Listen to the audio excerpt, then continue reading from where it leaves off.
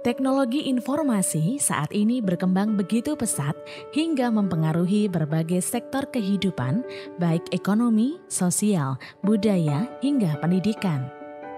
Dampak perkembangan teknologi informasi dan komunikasi begitu dirasakan pada dunia pendidikan. Pendidikan sebagai sumber utama penguat kemajuan negara dalam menciptakan sumber daya manusia yang unggul harus senantiasa ditopang dengan pemanfaatan teknologi informasi dan komunikasi yang maksimal.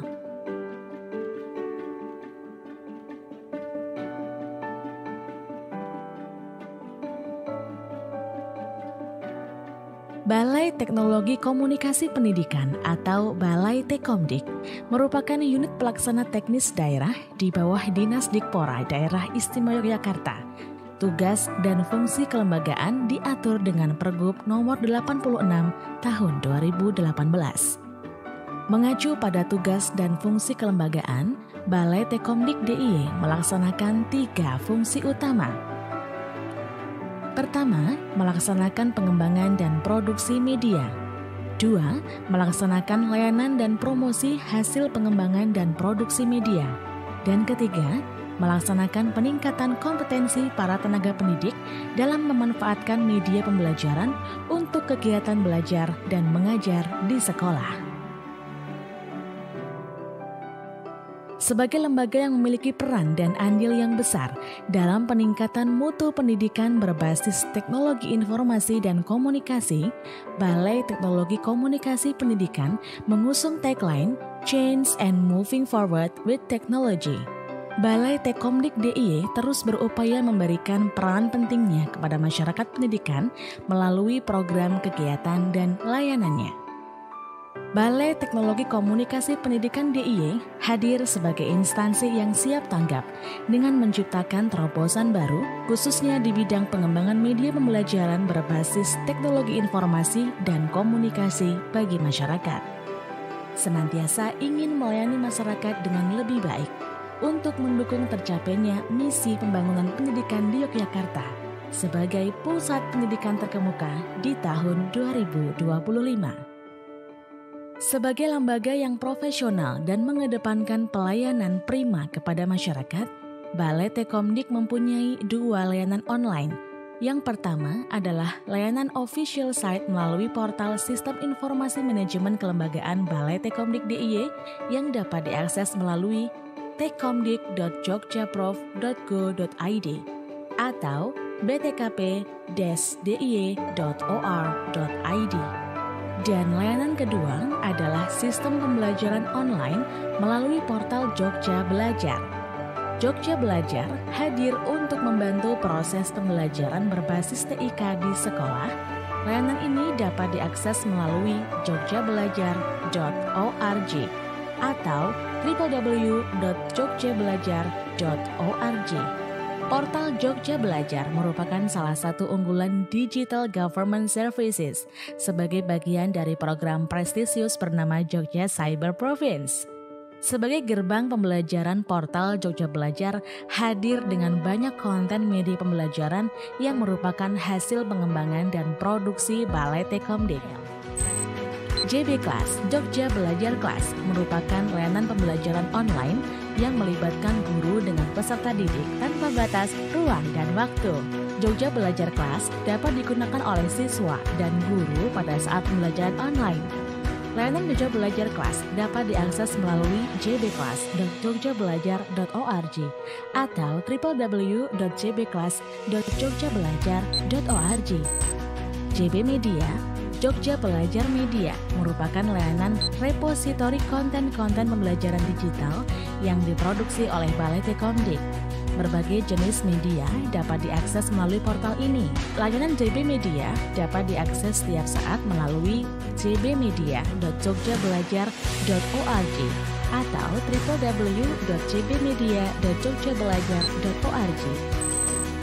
JB Budaya, Jogja Belajar Budaya merupakan salah satu bagian dari portal Jogja Belajar yang di dalamnya berisikan konten-konten budaya Jawa Gagrak Yogyakarta. Jogja Belajar TV atau JBTV adalah layanan TV streaming yang dikembangkan Balai Tekomdik DIY. Berbagai konten video dapat diakses dan dinikmati secara gratis melalui portal jbtv.jogjabelajar.org. JB Radio berinovasi mengembangkan program radio digital yang dikemas dalam sebuah program acara bernama podcast. Podcast menyajikan ulasan perbincangan menarik seputar pendidikan. JB Radio, Jogja Belajar Radio, adalah layanan radio streaming Balai Tekomdik DIY yang dikemas secara edutainment. JB Radio memberikan layanan informasi pendidikan yang dipadukan dengan hiburan yang mendidik. Layanan Jogja Belajar lainnya adalah JB Mail. Jogja Belajar Mail merupakan program kerjasama antara Balai Tekomdik DIY dengan Google for Education untuk menyediakan layanan akun pendidikan untuk guru dan siswa di DIY. Selain itu, tahun 2020, Balai Tekomdik DIY juga memproduksi aplikasi virtual reality untuk anak berkebutuhan khusus. Aplikasi tersebut bermanfaat untuk melatih fokus dan mengenalkan mitigasi bencana alam untuk anak berkebutuhan khusus. Guna pemerataan mutu pendidikan di DIY, Balai Tekomdik menyelenggarakan kegiatan Mobile Learning Services. Layanan ini merupakan model pembelajaran jemput bola atau model kelas berjalan, yaitu layanan pembelajaran dengan hadir di tengah masyarakat pendidikan di berbagai wilayah di DIY. Untuk memaksimalkan fungsi dan layanannya, Balai Tekomdik menjalin kemitraan dengan berbagai instansi, baik instansi pemerintah maupun non-pemerintah seperti Keraton Ngayogyakarta Hadiningrat, perguruan tinggi di DIY, Microsoft, Google, Apple, dan Kuipa. Kuis Ki Hajar merupakan kompetisi rutin berjenjang yang diselenggarakan oleh Pustekom Kemendikbud, diikuti pelajar jenjang SD, SMP, maupun SMA atau SMK untuk bisa maju sampai tingkat nasional. Saya DRA Heni Indarti, Kepala Balai Tekomdik Dinas Dikpora DIY, mengajak seluruh masyarakat DIY, mari kita tingkatkan mutu pendidikan di DIY demi pemanfaatan media pembelajaran berbasis teknologi informasi dan komunikasi, demi terciptanya DIY sebagai pusat pendidikan terkemuka di tahun 2025. Explore technologies, empower your skills. Salam Jogja Belajar.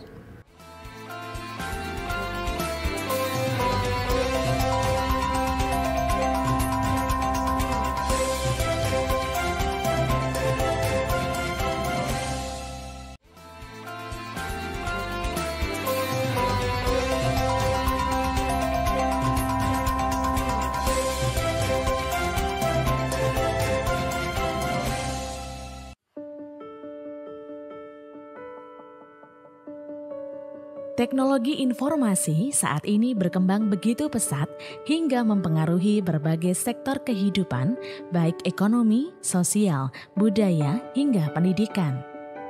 Dampak perkembangan teknologi informasi dan komunikasi begitu dirasakan pada dunia pendidikan.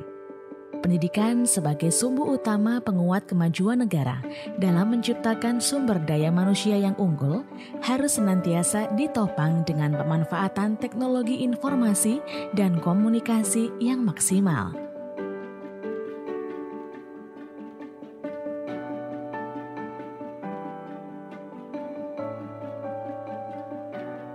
Balai Teknologi Komunikasi Pendidikan atau Balai Tekomdik merupakan unit pelaksana teknis daerah di bawah Dinas Dikpora Daerah Istimewa Yogyakarta. Tugas dan fungsi kelembagaan diatur dengan Pergub nomor 86 tahun 2018. Mengacu pada tugas dan fungsi kelembagaan, Balai Tekomdik DIY melaksanakan 3 fungsi utama. Pertama, melaksanakan pengembangan dan produksi media. 2. Melaksanakan layanan dan promosi hasil pengembangan dan produksi media. Dan ketiga, melaksanakan peningkatan kompetensi para tenaga pendidik dalam memanfaatkan media pembelajaran untuk kegiatan belajar dan mengajar di sekolah. Sebagai lembaga yang memiliki peran dan andil yang besar dalam peningkatan mutu pendidikan berbasis teknologi informasi dan komunikasi, Balai Teknologi Komunikasi Pendidikan mengusung tagline Change and Moving Forward with Technology. Balai Tekomdik DIY terus berupaya memberikan peran pentingnya kepada masyarakat pendidikan melalui program kegiatan dan layanannya. Balai Teknologi Komunikasi Pendidikan DIY hadir sebagai instansi yang siap tanggap dengan menciptakan terobosan baru khususnya di bidang pengembangan media pembelajaran berbasis teknologi informasi dan komunikasi bagi masyarakat. Senantiasa ingin melayani masyarakat dengan lebih baik untuk mendukung tercapainya misi pembangunan pendidikan di Yogyakarta sebagai pusat pendidikan terkemuka di tahun 2025. Sebagai lembaga yang profesional dan mengedepankan pelayanan prima kepada masyarakat, Balai Tekomdik mempunyai 2 layanan online. Yang pertama adalah layanan official site melalui portal Sistem Informasi Manajemen Kelembagaan Balai Tekomdik DIY yang dapat diakses melalui tekomdik.jogjaprof.go.id atau btkp-diy.or.id. Dan layanan kedua adalah sistem pembelajaran online melalui portal Jogja Belajar. Jogja Belajar hadir untuk membantu proses pembelajaran berbasis TIK di sekolah. Layanan ini dapat diakses melalui jogjabelajar.org atau www.jogjabelajar.org. Portal Jogja Belajar merupakan salah satu unggulan Digital Government Services sebagai bagian dari program prestisius bernama Jogja Cyber Province. Sebagai gerbang pembelajaran, portal Jogja Belajar hadir dengan banyak konten media pembelajaran yang merupakan hasil pengembangan dan produksi Balai Tekomdik. JB Class, Jogja Belajar Class, merupakan layanan pembelajaran online yang melibatkan guru dengan peserta didik tanpa batas ruang dan waktu. Jogja Belajar Class dapat digunakan oleh siswa dan guru pada saat pembelajaran online.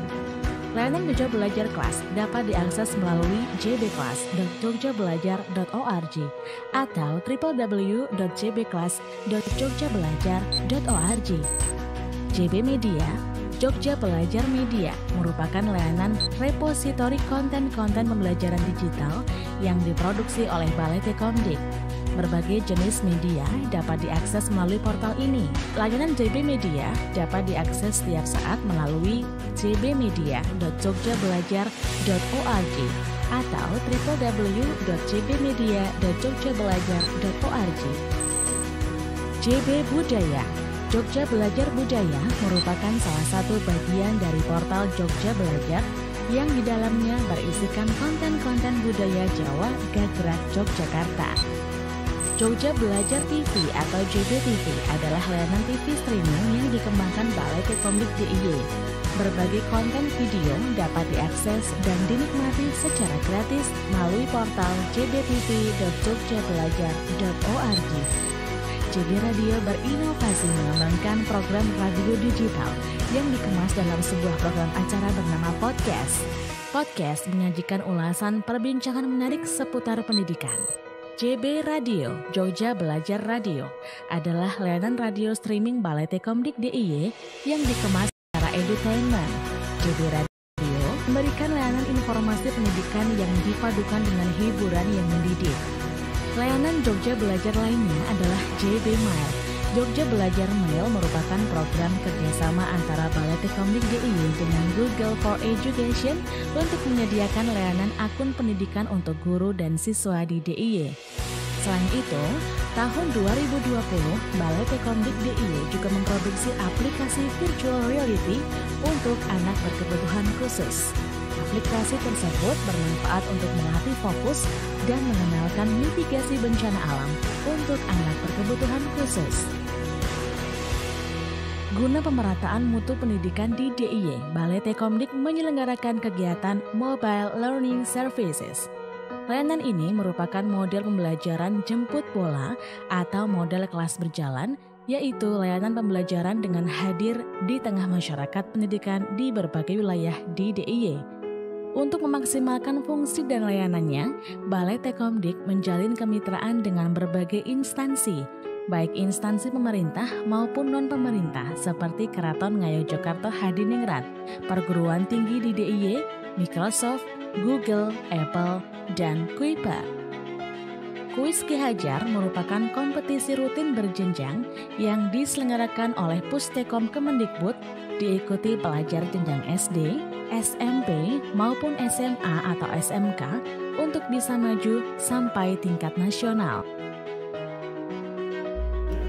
Saya DRA Heni Indarti, Kepala Balai Tekomdik Dinas Dikbora DIY, mengajak seluruh masyarakat DIY, mari kita tingkatkan mutu pendidikan di DIY demi pemanfaatan media pembelajaran berbasis teknologi informasi dan komunikasi, demi terciptanya DIY sebagai pusat pendidikan terkemuka di tahun 2025. Explore technologies, empower your skills. Salam Jogja Belajar.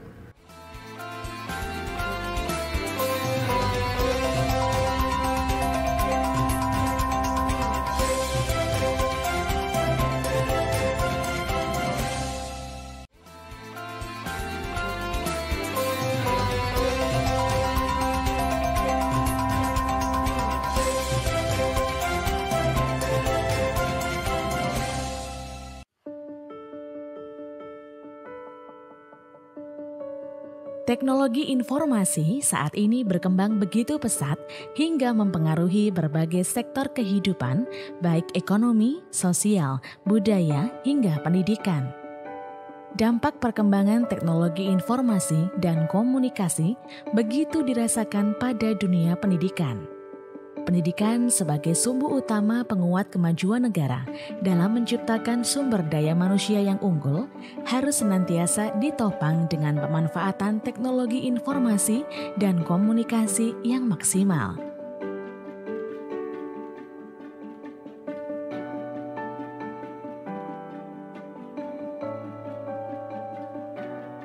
Balai Teknologi Komunikasi Pendidikan atau Balai Tekomdik merupakan unit pelaksana teknis daerah di bawah Dinas Dikpora Daerah Istimewa Yogyakarta. Tugas dan fungsi kelembagaan diatur dengan Pergub nomor 86 tahun 2018. Mengacu pada tugas dan fungsi kelembagaan, Balai Tekomdik DIY melaksanakan 3 fungsi utama. Pertama, melaksanakan pengembangan dan produksi media. 2, melaksanakan layanan dan promosi hasil pengembangan dan produksi media. Dan ketiga, melaksanakan peningkatan kompetensi para tenaga pendidik dalam memanfaatkan media pembelajaran untuk kegiatan belajar dan mengajar di sekolah. Sebagai lembaga yang memiliki peran dan andil yang besar dalam peningkatan mutu pendidikan berbasis teknologi informasi dan komunikasi, Balai Teknologi Komunikasi Pendidikan mengusung tagline Change and Moving Forward with Technology. Balai Tekomdik DIY terus berupaya memberikan peran pentingnya kepada masyarakat pendidikan melalui program kegiatan dan layanannya. Balai Teknologi Komunikasi Pendidikan DIY hadir sebagai instansi yang siap tanggap dengan menciptakan terobosan baru khususnya di bidang pengembangan media pembelajaran berbasis teknologi informasi dan komunikasi bagi masyarakat. Senantiasa ingin melayani masyarakat.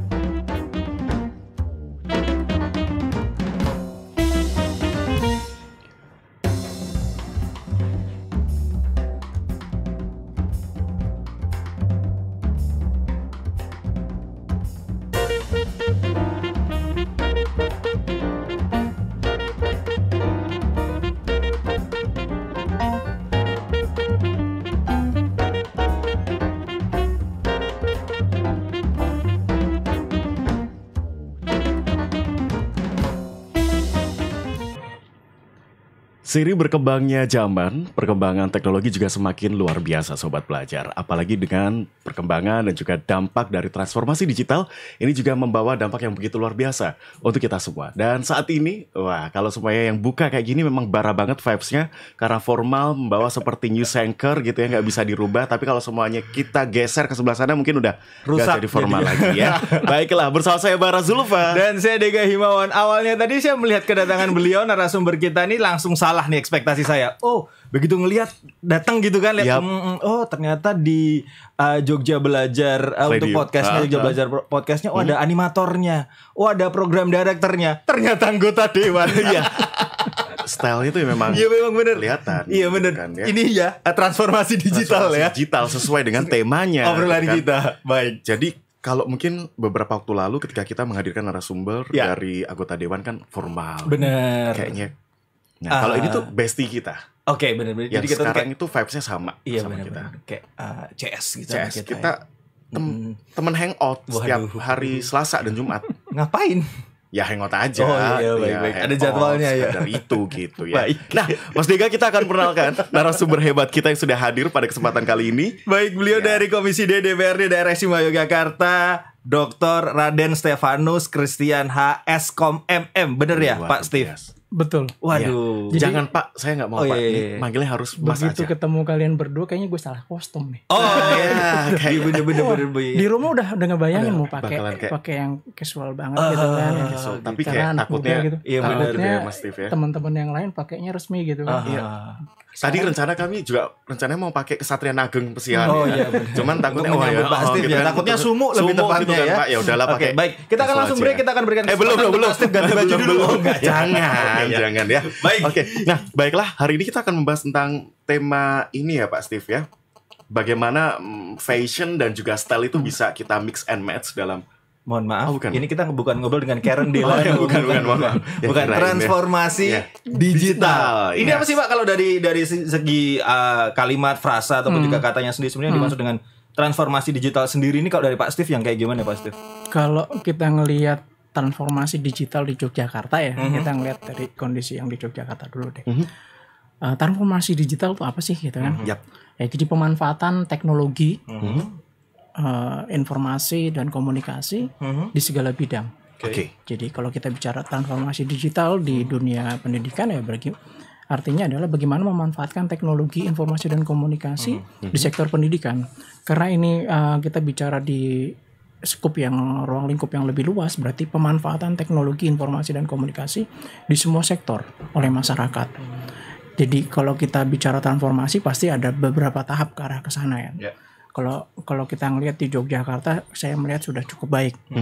Bagaimana dari sisi pemerintah mulai dari yang analog ya, proses analog dipindahkan ke digital. Ya. Kemudian ketika sudah memiliki data informasi di berbentuk format digital, ada pemanfaatan teknologi yang lebih tinggi lagi untuk bisa memprosesnya menjadi informasi, kemudian diberikan kepada masyarakat secara umum.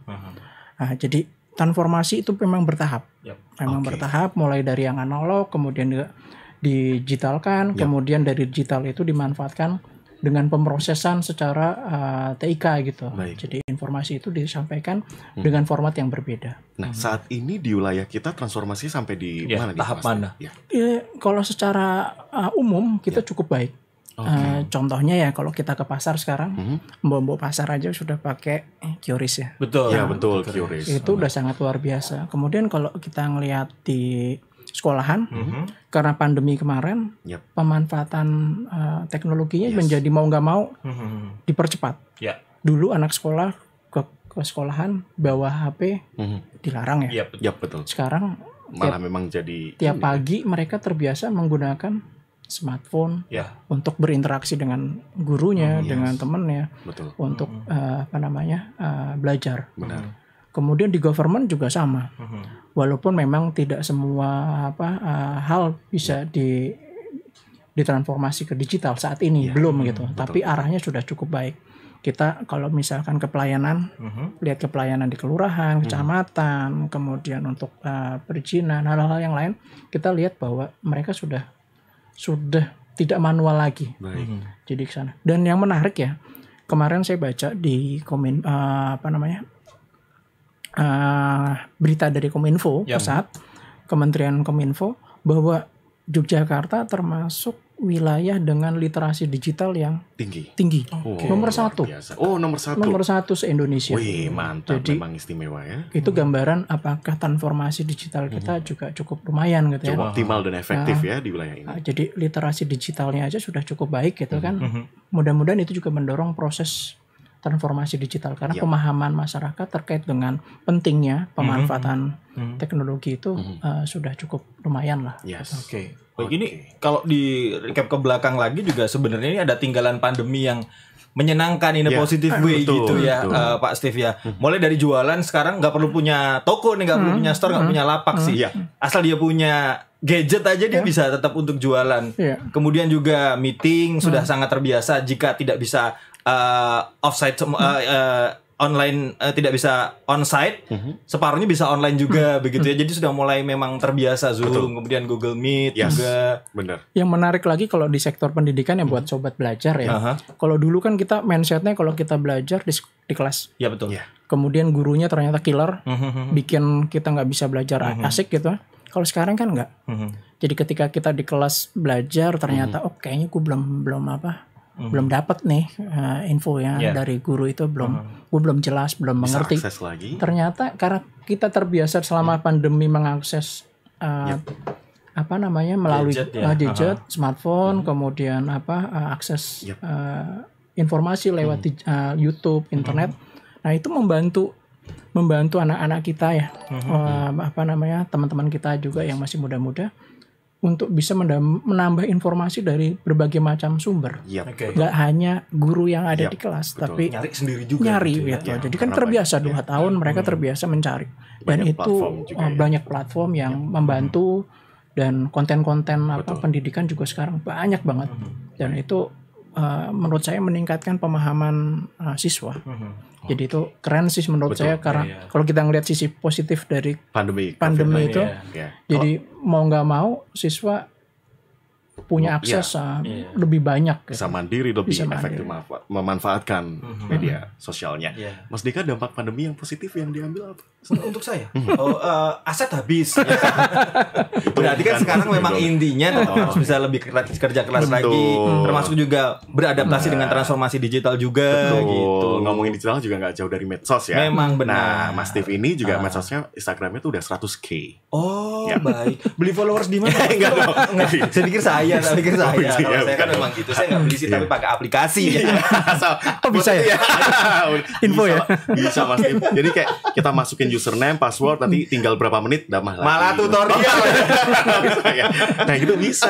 Cuma takutnya nanti dapat keblokir. Baik, ya biasanya gitu kan, ada positif atau negatif. Ini akan kita obrolin lebih lanjut di podcast kita berikutnya ya. Tentang nambah followers gratis melalui aplikasi. Oke, Mas Steve, kalau kita ngomongin tentang transformasi berarti kan memang nggak harus cepat begitu ya, memang mungkin perlahan ada tahapnya juga. Betul. Dan mungkin kalau semua sektor dibilang bahwa literasi digital di Jogja ini baik, bahkan nomor 1 tadi di Indonesia, apakah ini memang semua lapisan masyarakat sudah, termasuk yang susah untuk gadget, susah untuk sinyal, masyarakat pedesaan dengan terbatasnya kemampuan, kayak saya mungkin agak-agak gaptek sendiri gitu. Nah, tinggalnya di bawah sungai, maksudnya.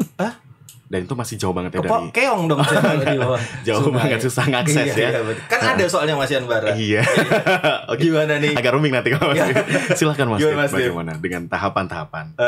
Apalagi mengingat ya memang orang-orang yang jauh di sana tidak mudah seperti kita yang ada di sini gitu ya. Karena Jogja kan luas ya. Betul, meskipun program untuk wifi diadakan di kampung, terus juga di daerah-daerah kan juga tetap masih berjalan ya. Jadi kalau dari program pemerintah sekarang lagi digencarkan. Kemarin saya dapat informasi juga dari Kominfo bahwa ratusan kilometer pembangunan jaringan FO. Jadi jaringan itu yang akan dipakai untuk internet ya di semua kantor-kantor government yang ada di Yogyakarta maupun di kabupaten. Jadi itu sangat luar biasa menurut saya, karena kalau kita ngelihat program kegiatan yang direncanakan oleh pemerintah memang terstruktur, mulai dari bagaimana membangun infrastrukturnya ya, jaringannya didorong, kemudian SDM-nya juga ditingkatkan, kemudian yang menarik Pak, kemarin Mas ya, jangan Iya, Pak ya. bener. Kakak aja, kakak gitu. Biasanya bro juga nggak apa Mas. Iya, ya? betul.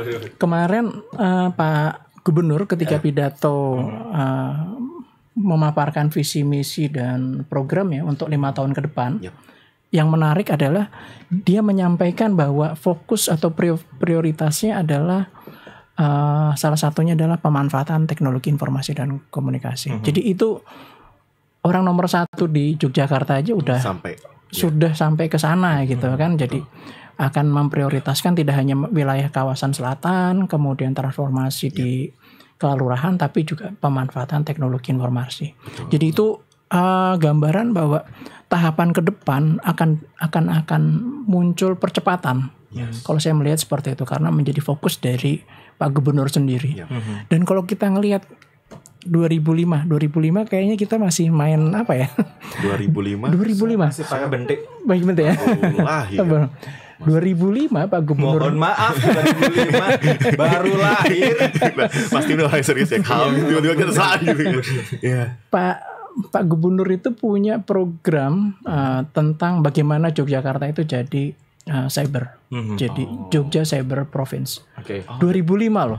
Dan jadi ada satu kampung juga ya yang ada di kota Jogja ya. Nggak hanya kampung jadinya kan. Memang provinsi rencananya. Provinsi. Jadi kalau kita bicara tahapan yang ada di Yogyakarta, Pak Gubernur itu sudah sangat luar biasa. Sejak 2005 mereka sudah mencanangkan, muncul pergubnya, kemudian kita di DPRD mengeluarkan perda terkait dengan pemanfaatan teknologi informasi di 2019.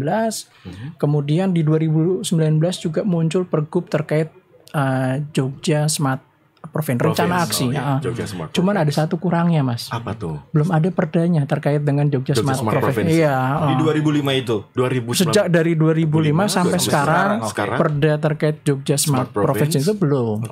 Jadi pencanangan program itu sudah ya. Sudah dilakukan. Jadi dari DPR kita 2021 sudah mendorong adanya perda tersebut. Jadi ini akan semakin cepat. Pak Gubernur arahnya ke arah sana, anggota Dewan, DPR juga mengarah ke sana. Jadi secara regulasi linear nih sama gitu arahnya. Butuh bantuan Mas Tif apa gitu mungkin kita bisa apa ini Mas Tif? Bangun pemancar. Karena kan tadi seperti yang disampaikan bahwa program fiber optik juga digalakan, dicanangkan di banyak gitu ya. tempat lini, maksudnya semoga bisa gitu. Jadi saya berharap di perusahaan telekomunikasi beberapa titik yang blank spot itu seharusnya juga dipikirkan oleh mereka gitu kan. Tidak hanya di wilayah padat mereka mau bangun, tapi harusnya juga mereka gotong royong atau bersama pasang di wilayah-wilayah blank spot yang di daerah-daerah yang terpencil ya.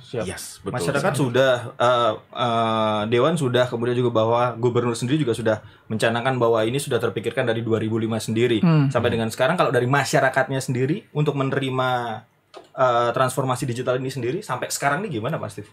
Kalau masyarakat secara umum di Yogyakarta menurut saya sudah sangat baik ya. Buktinya adalah kita mendapatkan reward, dapat reward itu kan dari Kominfo. Kemudian kalau kita ngelihat sekarang di masyarakat juga pemanfaatan teknologi informasi juga sudah sangat masif ya. Tadi saya mencontohkan di pasar, mbok pasar aja sudah pakai QRIS ya untuk pembayaran. Kemudian gorengan pinggir jalan juga sama, itu QRIS juga. Kemudian data dari Bank Indonesia cabang Yogyakarta, ini keren Mas. Gimana Mas? 350.000 terdaftar menggunakan QRIS. Wow, Jogja? Iya Jogja, DIY. Jadi itu angka yang sangat luar biasa ya. UMKM-nya terdaftar menggunakan QRIS. Ya, nanti memang perlahan ya. Bertahap semuanya. Jadi angka yang sangat luar biasa bahwa sekarang sektor ekonomi ya, UMKM juga ternyata sadar bahwa sekarang nggak bisa lagi kita, Mas aku ora iso nganggo smartphone, nggak bisa karena sekarang pembelinya juga menggunakan dan marketnya juga pengen yang lebih gampang, beli lewat online. Kemudian ketika ke pasar mereka nggak perlu bawa cash, tapi pakai handphone, scan, bayar. Selesai. Itu Mas Dika makanya mulai gaul scan. Ya masalahnya sekarang ada nggak isinya itu? Mas terima kasih sudah membantu topik saya. Baik, terima kasih. Jadi mau kapan memberikan suntikan? Baik. Tapi kan karena datanya memang banyak ternyata bahwa UMKM juga sudah sadar bahwa memang demand-nya seperti itu. Bahkan kita sendiri pun sebagai pembeli gitu ya, kadang-kadang tuh sudah ngerasa termudahkan. Betul. Ya. Jadi kita nggak perlu ke ATM, tinggal scan aja. Sudah makan banyak PD biasanya bisa pakai QRIS. Oh enggak, rasanya kayak 2002 pindah warung silahkan gitu rasanya. Tapi ternyata memang ini juga seiring sejalan dengan apa yang digalakkan oleh pemerintah juga kan. Berarti kalau Mas Diga bayar tuh pakai duit ya? Maksudnya kayak saya dibayarin. Oh dibayarin. Oh biasa lah ya. Biasa gitu. Oh baiklah kalau gitu. Baik, kita akan masuk ke YouTube yang sudah bergabung. Ini ada fansnya Pak Steve. Kita namakan Steve Nation di sini ya. Oke. Ya. Dan Steve Nation ini sudah bergabung sejak 6 pagi tadi dan baru kita buka jam 8. Jadi sudah yang nyalain kuota tuh Steve Nation. Timnya pasti ternyata. Kita akan coba sapa dari SMK 1 Sedayu sudah hadir. Mas Steve, Miftahul Jana. Iki juga terima kasih, selamat pagi. Ada juga Mas Dava, terima kasih, selamat pagi. Mbak Ria juga terima kasih. Ada pertanyaan Mas Dika dari Mbak Dia Gayatri. Siap. Saya coba sampaikan ke Mas Steve ya. Pak, ini gimana nih dengan desa yang masih kurang sumber daya manusianya yang mumpuni untuk penerapan transformasi digital ataupun juga informasi desa? Gimana nih Pak Steve? Karena desa saat ini juga mempunyai platform untuk menginformasikan desanya melalui website apapun itu kan. Jadi kalau kita ngelihat program pemerintah sekarang, pemerintah daerah DIY sudah banyak memberikan pelatihan-pelatihan untuk masyarakat terkait bagaimana memahami teknologi ya, memanfaatkan teknologi banyak. Di Dinas Kominfo ada, di Dinas Koperasi ada, di Dinas Perindustrian ada, di berbagai macam dinas-dinas itu juga memberikan pelatihan-pelatihan yang terkait dengan pemanfaatan teknologi digital ya. Itu yang pertama. Yang kedua, saya sangat mengapresiasi Pak Gubernur, Pak Sultan kita, bahwa terkait dengan desa fokus ke depan 5 tahun ke depan, karena di dalam visi misinya dipaparkan juga bahwa beliau akan memfokuskan reformasi kelurahan dan kelurahan. Di situ ada poin yang paling menarik, yaitu akan ada pemanfaatan teknologi di sana.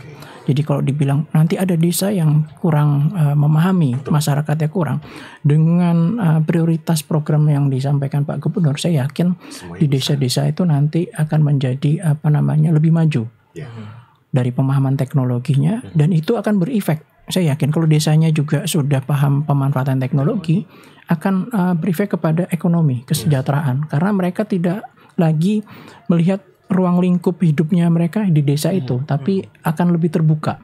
Misalkan dia membuat suatu produk, kemudian dipasarkan, yang tadi bisa online kan, e-commerce banyak, dan itu akan membuka cakrawala lebih luas lagi melalui pemanfaatan teknologi. Jadi potensi desa bisa dimaksimalkan.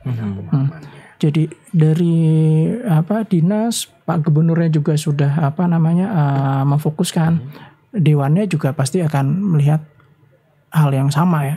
Nah kalau dewan kan karena ada hak budgeting di sana, kita akan mendorong bahwa program-program yang mengarah kepada visi misi Pak Gubernur untuk mempercepat pemanfaatan teknologi di kelurahan di desa ya, itu juga pasti akan didukung sangat penuh oleh teman-teman di DPRD. Jadi nggak mungkin ditinggalkan, pasti akan di cover, akan diberikan pendampingan juga ya Pak. Siap. Programnya itu, pendampingannya itu masih berlangsung sampai dengan sekarang, masih ada? Beberapa di dinas itu ada program semacam itu. Jadi kita bicara di pemerintah daerah ya. Pemerintah daerah apakah punya program semacam itu? Ada. Jadi misalkan pemanfaatan teknologi, kemudian literasi digital, kemudian UMKM yang bertransformasi dengan teknologi juga banyak semacam itu. Jadi program-program yang diblended dengan materi terkait dengan penggunaan teknologi digital. Berarti kalau mungkin masih melanjutkan dari pertanyaan dari Mbak Dia Gayatri sendiri, jika memang mungkin masih ada perlu untuk pendampingan, sosialisasi, berarti tetap masih bisa ya untuk mendapatkan bantuan dari pemerintah ini. Seharusnya ke depan akan semakin banyak. Kalau di tahun ini ada. Tahun ke depan karena menjadi prioritas, saya yakin banyak sekali program-program yang mengarah ke desa, yang itu adalah materi-materi terkait dengan pemanfaatan teknologi digital. Dan itu berproses ya perlahan tadi dan ya. Satu lagi ada dana AIS ya. Dana AIS itu sekarang difokuskan bagaimana di desa itu juga memanfaatkan, memanfaatkan, kemudian yang tujuannya itu untuk kesejahteraan masyarakat. Bagaimana masyarakat sejahtera kalau di secara umum gitu ya, di ekosistem kita bahwa mereka sudah memanfaatkan tapi di desa tidak memanfaatkan teknologi. Nah itu kan ada gap. Nah sekarang mencoba untuk mendekatkan gap itu. Masyarakat di desa juga mampu memanfaatkan teknologi, paham bagaimana menggunakan untuk hal-hal yang lebih produktif semacam itu. Oke, baiklah. Jadi ini juga bisa dioptimalkan. Iya. Kemudian jangan salah sekarang pemerintah pusat juga mengelontorkan anggaran dana desa kan. Dana desa ada, kemudian dana keistimewaan ada, kemudian dana reguler juga ada. Jadi ke depan saya berharap anggaran-anggaran yang nanti digelontorkan ke desa bisa benar-benar dimanfaatkan oleh mereka. Dari dan untuk masyarakat di desa-desa itu ya. Baiklah, luar biasa sekali jawaban dari Mas Steve. Kita akan menuju ke Mas Dava Amrul Rahmanta. Mas Steve, apa sih yang perlu disiapkan mahasiswa, terkhusus mahasiswa yang saat ini sedang menghadapi era transformasi digital? Nah, ini yang milenial nih ya, yang saya banget gitu. Dan iya, baik kan kelihatan kan yang memang semester awal milenial dan manula itu. Baik, silakan Mas Steve. Silakan Mas Steve. Jadi kalau mahasiswa sekarang lebih enak ya. Kalau zaman dulu, zaman saya gitu. Zaman Mas Steve. Zaman saya mau ke internet itu, ke warnet tuh mikir 2 kali 3 kali. Kenapa? Yang pertama mahal, yang kedua lemot. Baru kita ngetik nungguin gitu kan, kopi udah habis, beli lagi kopi gitu. Kalau sekarang kan berjalan terus gitu. Waktu berjalan. Nah sekarang kan harga data juga lebih murah.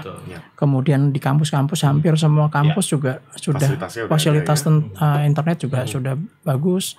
Beberapa lokasi di gedung-gedung pemerintahan juga sudah ada internet gratis juga. Nah kalau mahasiswa sampai tidak memanfaatkan hal tersebut ya sangat luar biasa. Perlu dipertanyakan gitu. Karena dengan kita bisa mengakses internet, informasi apapun bisa kita dapat. Misalkan kita jurusan komputer gitu, kita mau belajar tentang pembuat website, banyak sekali konten-konten kayak gitu. Kita pengen belajar tentang psikologi, juga banyak konten-konten tentang psikologi, tentang geografi, tentang macam-macam sekarang mudah diakses. Dan informasinya nggak terbatas hanya untuk orang-orang Indonesia, materi tentang yang ada di Indonesia, tapi kita bisa belajar dari berbagai macam wilayah negara lain gitu kan. Dan sekarang kalau dulu kalau kita pengen riset gitu kan susah. Kita pasti ujung-ujungnya carinya kemana? Ke perpus. Perpus. Ternyata perpusnya bahan risetnya lama-lama.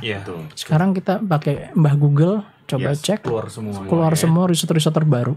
Artinya kalau ada mahasiswa yang sekarang tidak bisa berdamai nih, ataupun tidak bisa beradaptasi, kacau juga dia orang mana gitu kan.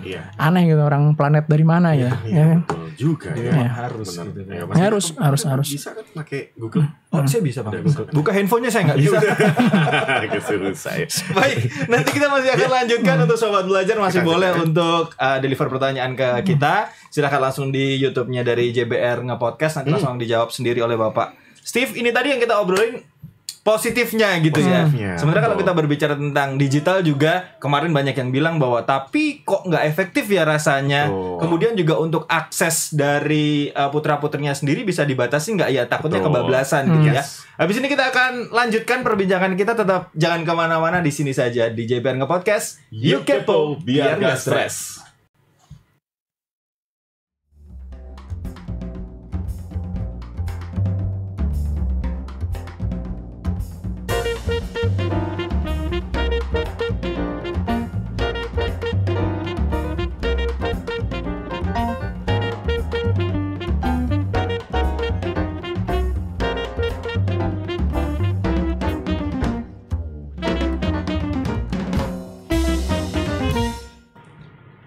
Yes, ini memang masih berhubungan dengan apa yang disampaikan sama Mas Dika tadi, Sobat Belajar, bahwasannya positifnya banyak sekali, tapi ya tidak menutup kemungkinan ada sisi negatif yang memang harus bisa kita batasi gitu kan ya, Mas Steve dan juga Mas Dika. Saya boleh nanya dulu nggak? Boleh, apa? Boleh di zoom ke saya nggak? Ini serius nih Pak Steve nih.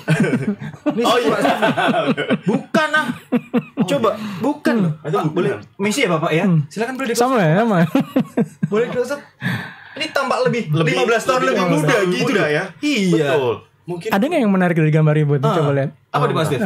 Kalau yang lain kan pakai peci ya. Iya benar. Kalau gue pakai belangkon. Kemarin ada yang nanya juga, Pak, kayaknya nggak cocok Pak kalau pakai jas gitu. Kemudian belangkonan gitu belangkonan nggak cocok. Terus gue kayak googling, ada satu foto dari founding father kita itu banyak yang pakai modelnya kayak gitu. Jas dan belangkon gitu ya. Jadi saya mengingatkan kembali ke teman-teman gitu. Iya. Jangan belangkon itu kayaknya old school sekali, nggak dipakai buat anak-anak sekarang gitu. Seharusnya berpikirannya berbeda karena di Jogja juga. Ya, gitu. betul. Makanya satu-satunya anggota dewan yang pakai kalau rapat pakai belangkonan. Jas dan belangkon adalah Mas Dev. Iya. Oh, mungkin bisa Makanya di fotonya kayak gitu. bisa cari yang kita bisa podcast host lain. Sidikas. Pakai jas, Pakai mahkota belangkon. Miss Universe. Kalau saya sih nggak tetap Jawa, saya meskipun pakai jas, pakai double breasted, tapi saya tetap kondean. Ya, mohon maaf. Itu beda ceritanya. Menarik. Tapi Out of the box, tapi kan yang penting juga sih. Menarik. Iya juga ya. Iya. Tapi lucu gak sih kalau misalnya itu kejadian, misalnya kayak kondean tapi posisinya emang gak ada rambut. Depannya botak gitu. Iya betul. Depan Saya botak. cuman kasihan hairdo-nya. Tenang aja, Nyasaknya bingung. kita sudah kedatangan. Nggak ada. Salah satu Nggak ada. rias kami. Nggak ada ya. Nggak ada. Ya. Besok. ya. Kita langsung Baik. keluarkan dari tirai samping. Nggak ada. Wah super deal kali ya. Oke. Baik, kita lanjutkan lagi. Mas Dega silahkan. Tentang transformasi digital. Dia udah ngobrol. Lupa. Mau nanya apa? Yang gitu. Iya. Kan dia nggak punya rambut. Iya. Pakai kulit. Masih dilanjut. Iya, boleh. Pakai 3M. Ini Di sininya. Mohon maaf. Iya. Lama-lama kayak nanti ketahuan. Mas. Susah Ini geraknya receh juga. baru nih setengah kayaknya. jam awal. Nanti kebuka semua kok. Recehnya Mas Dev apa nih nanti ya? Mas Dev, Ya. positifnya sudah kita obrolin gitu. Tanggapannya tentang banyak yang bilang bahwa dengan meskipun kita tadi berbincang tentang digitalisasi ini banyak positifnya, bisa diakses di mana-mana dan juga pemerataan juga sekarang sedang digalakkan pemerintah. Katanya ada yang bilang juga bahwa kurang efektif untuk segi pembelajaran. Kalau dari Pak Steve sendiri gimana? Kalau saya lebih yang pro ya. Jadi sekarang itu memang hybrid itu penting. Di kelas diajarkan tetap perlu. Tapi ada pemanfaatan teknologi itu juga perlu. Ada satu contoh ya, waktu itu saya main ke bukan main sih, kunjungan kerja ke Bali. Jadi kepala dinasnya menyampaikan, Pak, di tempat kita juga sama, ada kebutuhan tentang guru yang terbatas, ruang kelas terbatas, peralatan terbatas. Tapi kita nggak akan mengeluh semacam itu terus gitu. Karena kalau kita minta formasi guru ke Jakarta, PNS ya, itu juga formasi terbatas dan nggak tahu kapan dapatnya. Nah mereka menggunakan teknologi, Mas. Jadi ada satu sekolahan yang dia punya peralatannya bagus, gurunya juga bagus, dia pakai video streaming online dengan sekolahan yang ada di luar wilayah yang jauh gitu kan. Kemudian itu menarik. Kenapa? Menariknya guru yang berkualitas, fasilitas yang berkualitas, materi yang berkualitas disampaikan ke wilayah yang kekurangan. Tadi membutuhkan yang sekali itu ya. Kayak misalkan ruang kelas pun aja kurang. Tenaga pengajar juga kurang.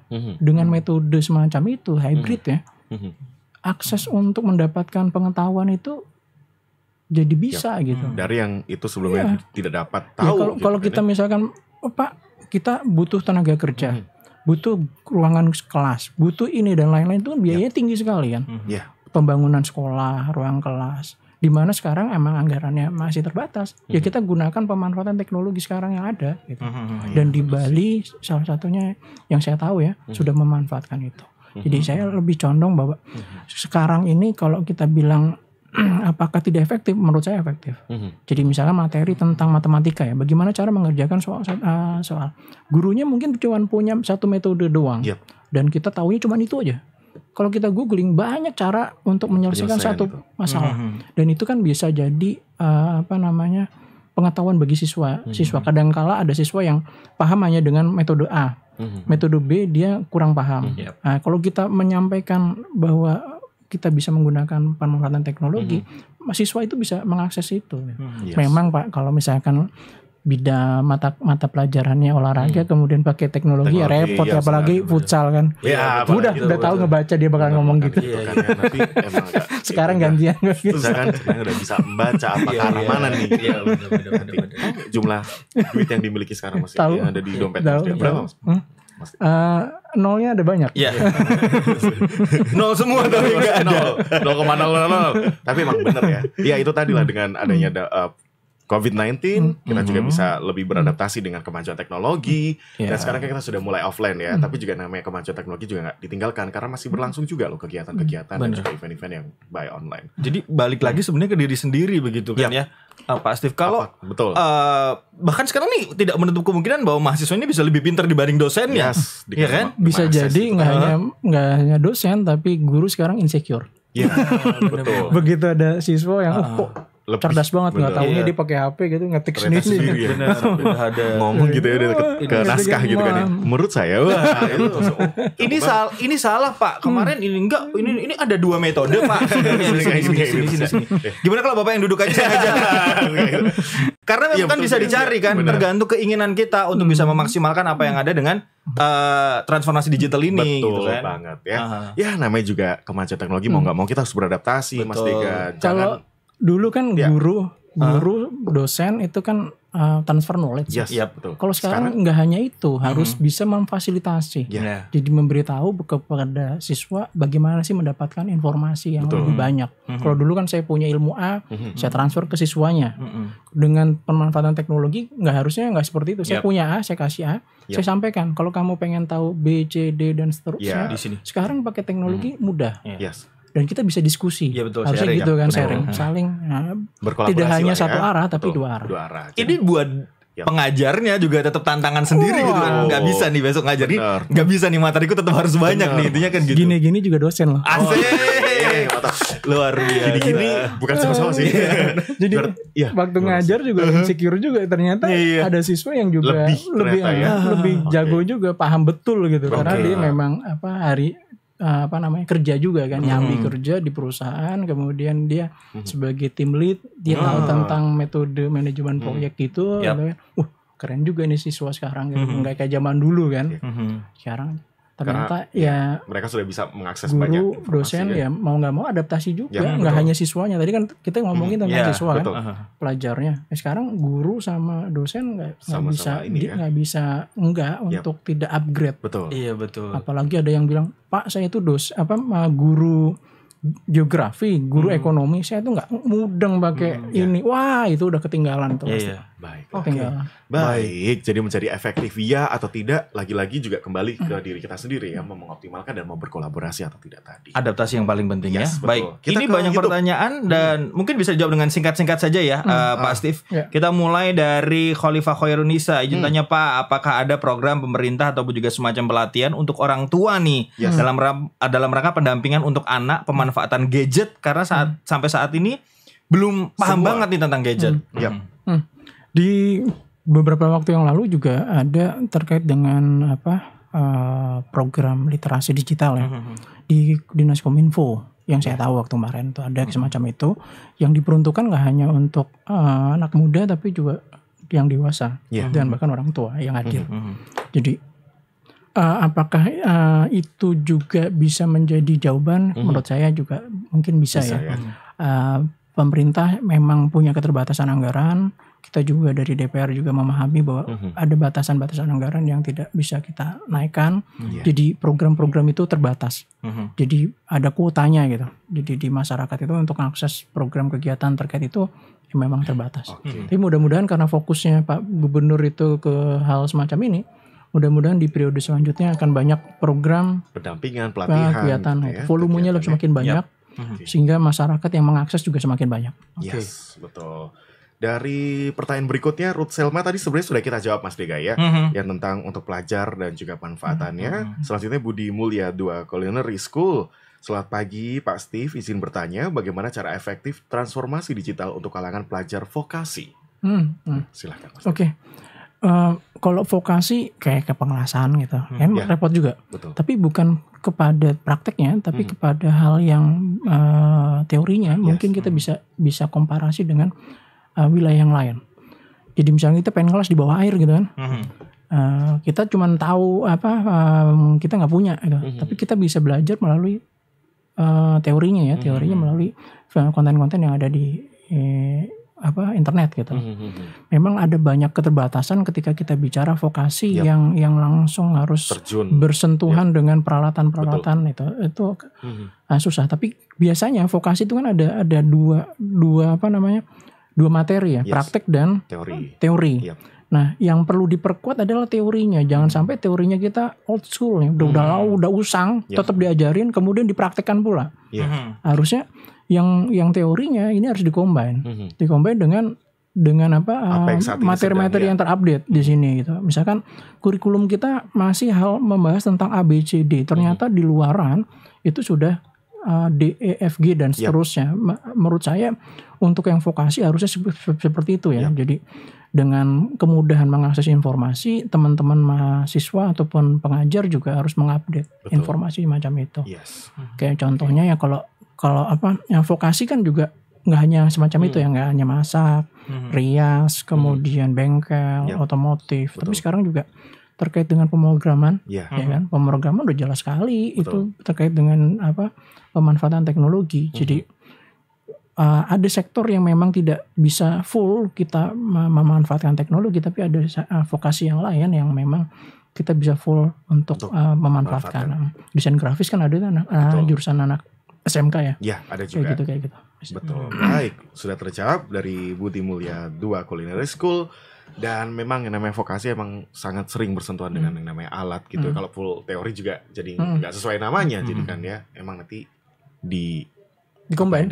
Siap. Gitu. Kelihatan sekali alumni. Iya, alumni vokasi ya. Betul. Baik, kita ke Afi Fakhrozi. Bentar, Mas Ti udah mau ngomong, udah mau gitu kan.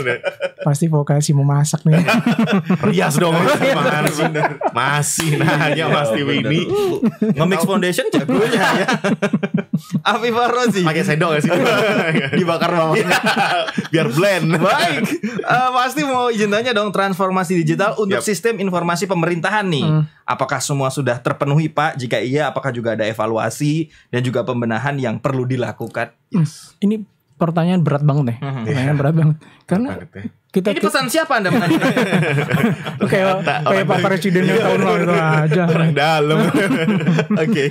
Jadi kalau kita bicara mengenai pemanfaatan sistem informasi di government, ini menjadi persoalan, Mas. Jadi setiap daerah, setiap kelurahan di kabupaten dan kota punya pengembangan sistem informasi yang berbeda-beda, platformnya berbeda, frameworknya berbeda-beda.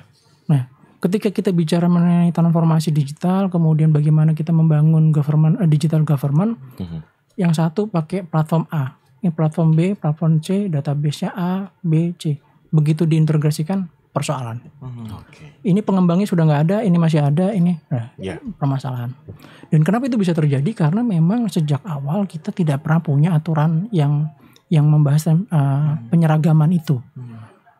Di pusat kita punyanya cuma satu undang-undang yang sering kita dengar tuh, 3 huruf ITE. Ya kan, apapun ITE. Nah, di provinsi, kabupaten, kota demikian juga, perdanya juga sangat kurang. Jadi saya mendorong bagaimana untuk adanya penyeragaman untuk mempermudah ya. Karena kalau berbeda, integrasi di digital itu sangat susah. Dan kalaupun bisa biayanya mahal. Dengan adanya Perda Jogja Smart Province, harapannya itu ada standarisasi. Bahwa pemerintah daerah harus menjadi dirijen. Bahwa kamu harus bikin apa, standarnya seperti apa. Jangan di-loss sendiri-sendiri, itu nggak jadi. Dan apakah pengembangan sistem informasi di daerah ini sekarang berkembang? Berkembang. Pusat juga menggelontorkan banyak anggaran untuk pengembangan yang aplikasinya nanti digunakan oleh pemerintah di daerah, kabupaten, kota. Cuman sekarang itu memang kita harus kejar regulasinya, Mas. Ketika regulasinya nggak ada, bupati ini ketika terpilih bayangannya bangun A, yang ini bangun B, bangun C. Ketika pemerintah daerah pengen menarik menjadi mengintegrasi susah. Karena beda-beda tadi. Beda-beda. Itu baru satu di Yogyakarta. Bagaimana di 34 provinsi yang lain?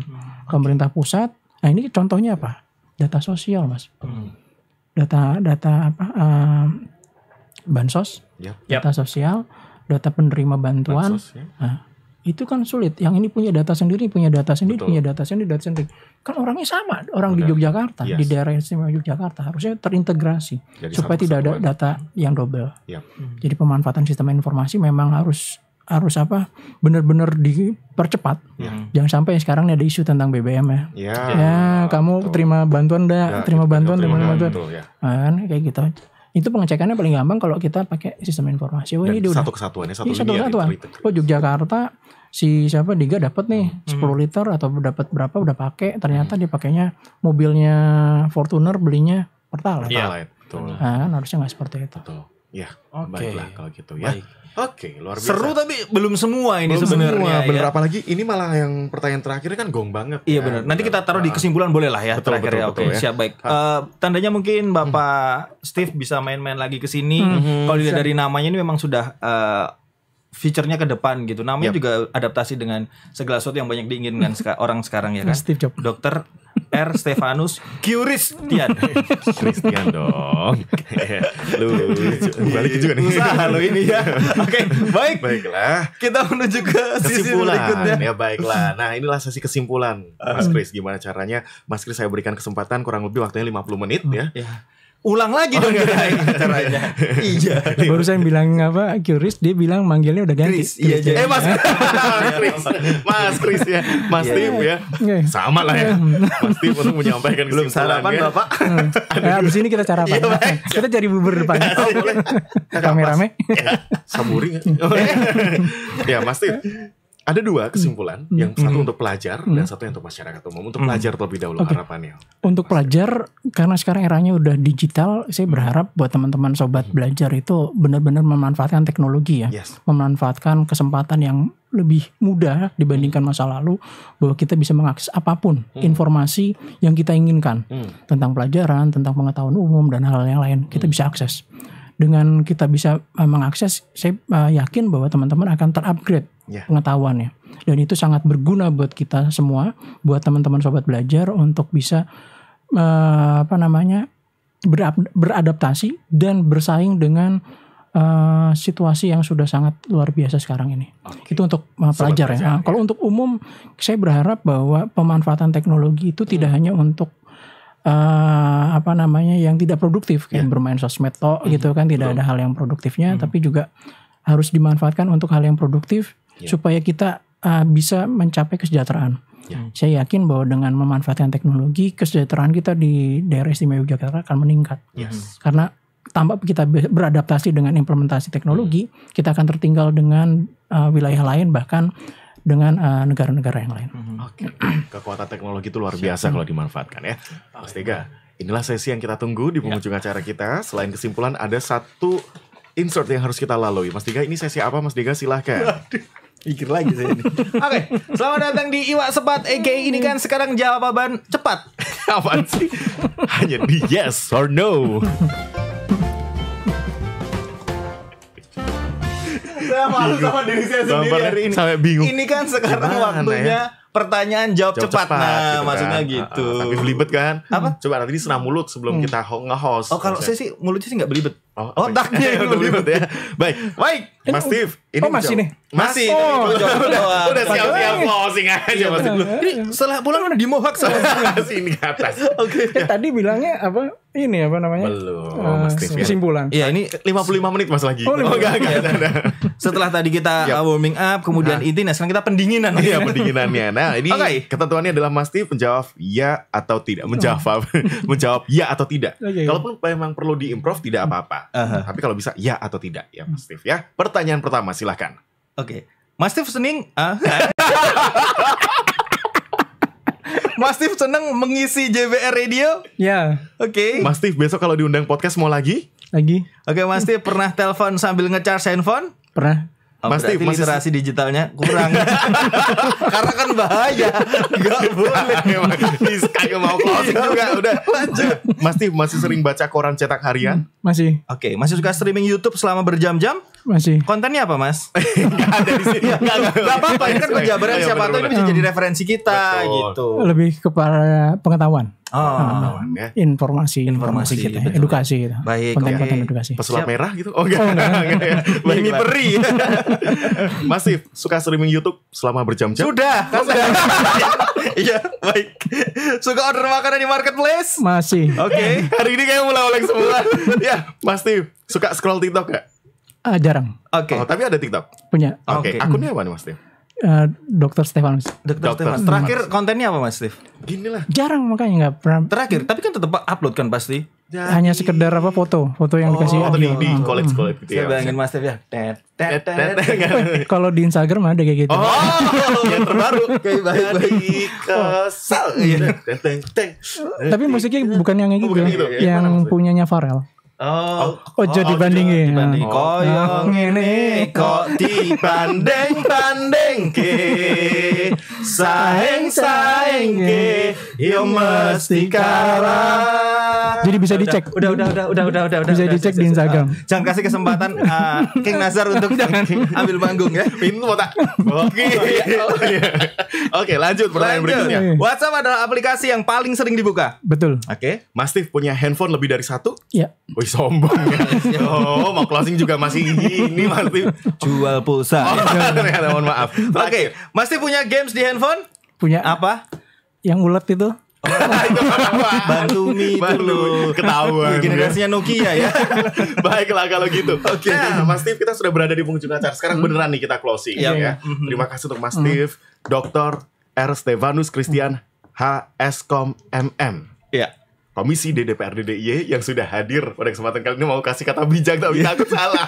Baik, yang jelas tadi sudah diinformasikan bahwa pemerintah sudah dengan programnya menginformasikan menjadi informatif begitu ya. Dari sekian banyak hal yang dicanangkan juga harapannya bisa jadi suatu hal yang solutif untuk kita masyarakat atau siapapun itu ya kooperatif dan adaptif lah. Betul. Semua yang sudah dipersiapkan Karena ya. semua itu kan butuh kolaborasi. Betul. Gak akan selesai kalau cuma satu ataupun dua orang Betul. aja. Butuh Bersama. Iya. Ini quote-nya sama dengan episode kemarin ya. Ya, apapun topiknya sama ya. Baik, Terima ini kasih Mas Steve. Oke, Mas Steve, terima sama-sama. kasih sekali Sama-sama. ngobrol-ngobrolnya, sukses selalu, ditunggu kedatangannya lagi. Jadi ngabubur kan nih? Oh, bisa. Ngebubur. Kan pagi nih. Nih, Aku mau kapan lagi ngebur sama anggota tolong- dewan. iya, bener. Konten nih. Bukan kok. Pasti bahasannya berat. Iya, bener. Saya diem aja kalau di situ nggak diajak ngobrol di sana soalnya. Kan nggak dibayar. Oke, ya biasanya kita memberikan closing statement untuk narasumber. Kali ini untuk produser ya. Tahu akibatnya kalau podcastnya jam 8 ya begitu langsung. Ya beginilah ya. Kalau jam 8 mulai, biasanya kita mulai jam 10 Mas. Iya, betul. Spesial untuk Mas Steve kita mulai jam 8 ya. Baiklah kalau gitu. Semoga kita nanti hadir lagi di podcast jam 10 pagi waktu Indonesia. Oh bukan itu closingnya ya. Terima kasih untuk Sobat Belajar. Terus menginspirasi, terus menjadi hebat setiap saat. Saya Bara Zulfa. Saya Dega Himan, sampai ketemu lagi hanya di JBR Podcast. You kepo, biar gak stres.